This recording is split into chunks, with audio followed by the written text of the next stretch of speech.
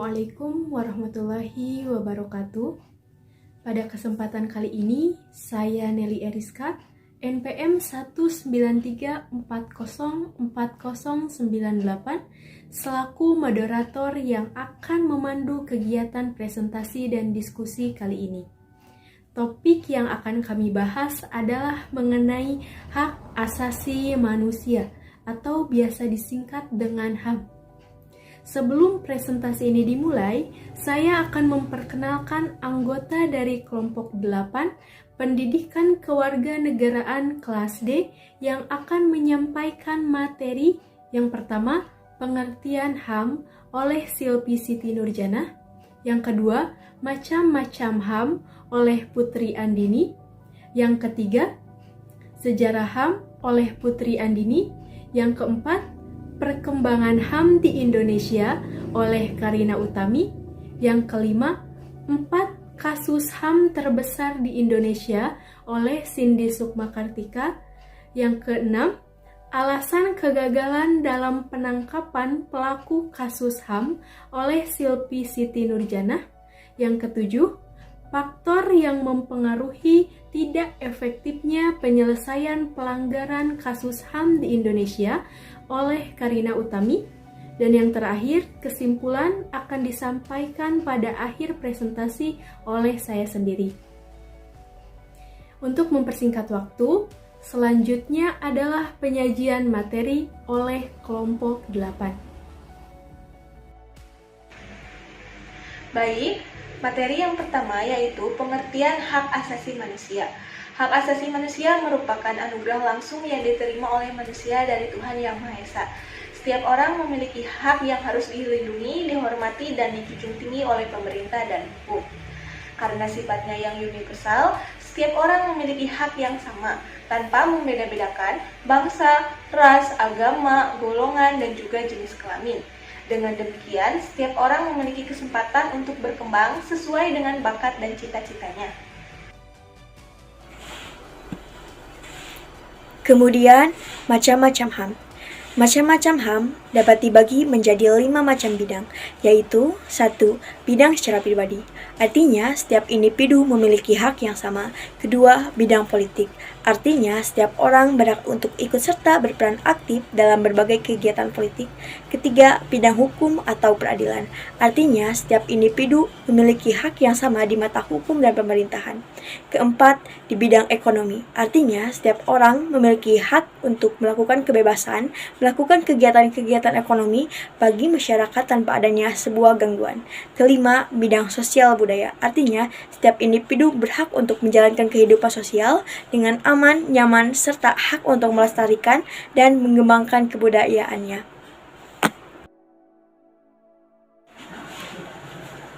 Kemudian, hak asasi manusia itu ada sejarahnya, karena hak asasi manusia merupakan problematika yang urgensi dan universal. Perkembangan HAM di dunia diantaranya adalah 1. Magna Carta 1215. Pada saat itu, terjadi konflik Raja John Lackland dengan para bangsawan, maka dibuatlah Magna Carta yang berisi menghilangkan hak kekuasaan absolutisme raja. Kedua, Passion of Right 1628, yaitu tuntutan Raja Charles I di hadapan parlemen yang terdiri dari utusan rakyat. Isinya, warga tidak boleh dipaksakan menerima tentara di rumahnya. Ketiga, Bill of Rights 1689. Manusia pada dasarnya memiliki kesetaraan di hadapan hukum. Gagasan ini memperkuat terciptanya negara hukum dan sistem demokrasi. 4. Declaration of Independence 1776 berisi tentang konsep melekatnya beberapa hak pada diri manusia secara alami atas karunia Tuhan Yang Maha Esa. Kelima, Revolusi Prancis 1789. Revolusi Prancis ini berhasil meletakkan HAM dalam Deklarasi Hak Asasi Manusia dan Warga Negara. Dan yang terakhir adalah Universal Declaration of Human Rights 1948. Berbagai negara bergabung dalam PBB di Prancis merumuskan tentang konsep HAM. Selanjutnya kita berbicara mengenai perkembangan hak asasi manusia di Indonesia. Indonesia mengalami masa penjajahan terlama berabad-abad. Pada zaman penjajahan itulah terjadi berbagai bentuk diskriminasi dan pelanggaran hak asasi manusia, yang kemudian kondisi tersebut mendorong bangsa Indonesia untuk memperjuangkan hak asasi manusianya. Upaya memperjuangkan HAM ini dapat dilihat dari momentum yang terjadi, seperti Kebangkitan Nasional pada tanggal 20 Mei 1908, Sumpah Pemuda pada tanggal 28 Oktober 1928, kemudian Proklamasi Kemerdekaan pada tanggal 17 Agustus 1945, dibuatnya UUD RIS dan dibuatnya UUD 1950 secara tertulis yang mencantumkan konsep hak asasi manusia, dan ketetapan MPRS nomor 14 tahun 1966 tentang pembentukan panitia ad hoc. Kemudian pada tahun 1993 berdasarkan keputusan Presiden nomor 50 tahun 1993 dibentuk Komisi Hak Asasi Manusia. Persoalan HAM juga dimasukkan ke dalam GBHN pada tahun 1998 serta pada Sidang Istimewa MPR 1998 dengan merumuskan Piagam Hak Asasi Manusia secara eksplisit. Prinsip dan basic konsep pengembangan hak asasi manusia di Indonesia itu berdasarkan proklamasi, pembukaan Undang-Undang Dasar 1945 dan Pancasila. Selanjutnya kita ketahui bahwa hak asasi manusia selalu diperingati pada tanggal 10 Desember. Berikut kami jelaskan 4 kasus pelanggaran hak asasi manusia terbesar di Indonesia. Yang pertama ada kasus tragedi 1965-1966, di mana 6 orang jenderal dan seorang perwira tewas dibunuh dalam peristiwa gerakan 30 September 1965 atau kita kenal dengan G30 SPKI. Pemerintahan Orde Baru kemudian menuding Partai Komunis Indonesia atau PKI sebagai dalangnya. Ratusan ribu dan jutaan jiwa melayang akibat efek dari malam berdarah itu. Kedua, kasus Petrus tahun 1982-1985. Penembakan misterius atau Petrus adalah operasi celurit, operasi rahasia pada zaman Orde Baru dengan dalih mengatasi tingkat kejahatan yang tinggi. Operasi ini meliputi penangkapan dan pembunuhan terhadap ratusan orang yang dianggap mengganggu keamanan dan ketentraman masyarakat. Pelakunya tidak jelas, tidak tertangkap dan tidak pernah diadili. Ketiga, ada tragedi Semanggi dan kerusuhan Mei 1998. Pada tanggal 13 Mei sampai dengan 15 Mei 1998, telah terjadi kerusuhan masif yang diawali oleh kondisi krisis finansial Asia yang semakin memburuk, serta dipicu oleh tewasnya 4 mahasiswa Universitas Trisakti yang tertembak dalam demonstrasi pada tanggal 12 Mei 1998. Meski pengadilan militer pada tahun 1999 telah memutus tim Mawar sebagai pelaku penembakan, namun belum diketahui siapa dalang di baliknya. Dan yang keempat, itu ada terbunuhnya aktivis HAM Munir Said Tholib. Munir ditemukan meninggal di dalam pesawat penerbangan Jakarta-Amsterdam pada tanggal 7 September tahun 2004. Dia adalah salah satu aktivis HAM paling vokal di Indonesia.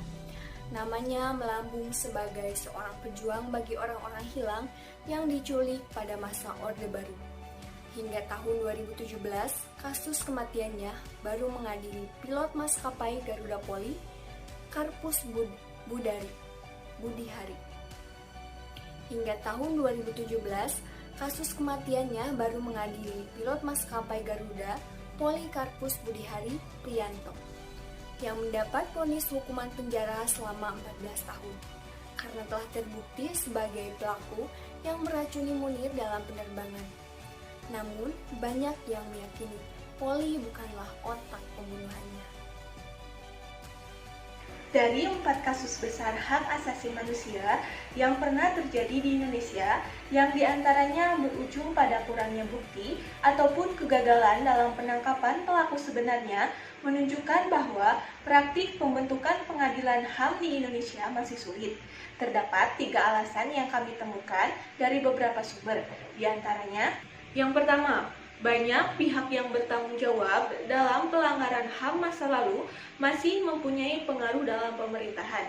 4 jaringan yang dimiliki, baik dalam eksekutif maupun legislatif, membuat mereka tetap mampu berusaha berkelit dan menghindar dari proses hukum. Hal ini dapat dilihat dari kesimpulan Pansus DPR pada tanggal 27 Juli 2001 yang mengatakan bahwa kasus Trisakti, tragedi Semanggi 1 dan 2 bukanlah pelanggaran HAM berat.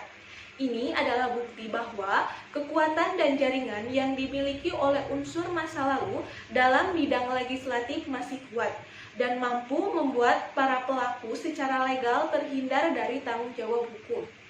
Yang kedua, pelanggaran HAM masa lalu di Indonesia hampir selalu melibatkan pihak-pihak yang memiliki legitimasi untuk menggunakan alat-alat kekerasan, yakni militer dan polisi.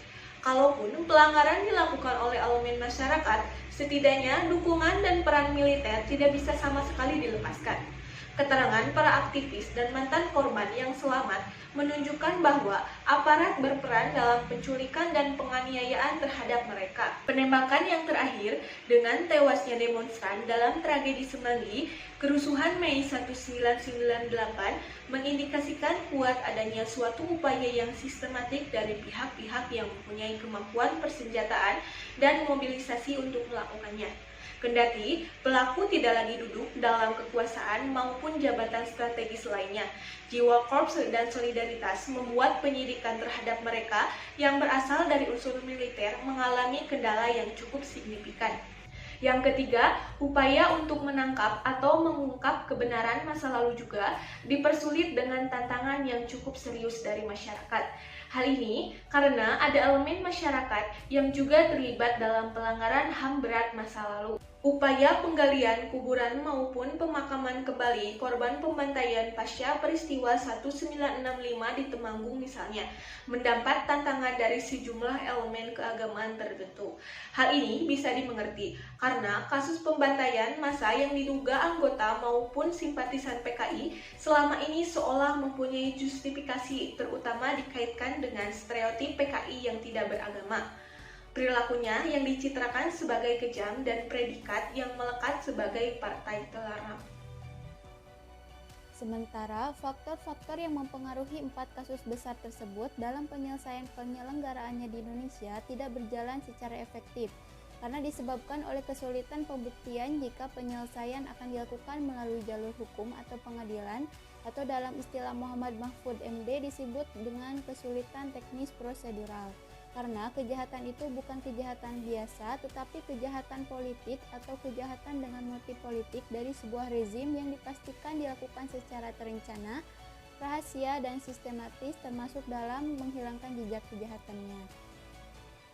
Selain itu, lamanya jarak waktu antara terjadinya peristiwa dengan pengusutan berakibat pada sulitnya mencari alat bukti, rusak, hilang, dan daya ingat saksi yang berkurang atau bahkan menghilang, dihilangkan atau meninggal dunia. Hadangan kekuatan politik, pendukung rezim terdahulu terutama militer yang dalam konsep Mahfud ini disebut kendala politis berupa tekanan, intimidasi, pengaruh dan ancaman kekuatan politik rezim lama menjadi masalah yang umumnya sangat mempengaruhi rezim baru. Tantangan dari kelompok masyarakat tertentu termasuk sebagian korban atau keluarga korban yang tidak menginginkan mengungkit kembali kasus-kasus lama dengan alasan hanya membuka luka lama. Mereka menyerukan lebih baik melihat ke depan bukan menengok ke belakang. Dengan demikian, terjadinya kasus-kasus tersebut membuktikan bahwa peraturan HAM, perlindungan, serta hukum bagi pelanggarnya belum terrealisasi dengan baik. Hal ini terlihat dari pengadilan HAM mengalami kesulitan dalam memeriksa dan memutuskan pelanggaran HAM. Karena mungkin saja pemahaman jaksa tidak maksimal untuk mengonstruksikan unsur dakwaannya. Sementara kesulitan pembuktian oleh majelis hakim yang mendahulukan mendengar kesaksian korban menjadi sangat relevan dan penting, tetapi hal tersebut tidak dilakukan. Sementara itu, penyelesaian pelanggaran HAM yang berat terkendala oleh instrumen hukum, infrastruktur, dan sumber daya manusia yang bermuara kepada ketidakpastian hukum, sehingga menyebabkan lemahnya perlindungan hak asasi manusia di Indonesia. Baiklah teman-teman, kita telah mendengarkan dan melihat pemaparan materi sekaligus studi kasus hak asasi manusia di Indonesia oleh tim penyaji. Selanjutnya, untuk kelancaran sesi diskusi online melalui Zoom nanti, saya akan bacakan peraturan untuk sesi diskusi, di mana yang pertama, setiap kelompok wajib memberikan pertanyaan kepada kelompok 8 dan dituliskan di kolom komentar. Dan yang kedua, jawaban dari pertanyaan yang ada di kolom komentar akan disampaikan pada saat diskusi online. Demikian tadi presentasi dari kelompok 8. Terima kasih telah menonton. Semoga materinya dapat dikaji dan dipelajari dengan baik. Kami tunggu pertanyaan dari teman-teman semua. Mohon maaf atas segala kekurangan dan kesalahan. Wabillahi taufiq wal hidayah. Wassalamualaikum warahmatullahi wabarakatuh.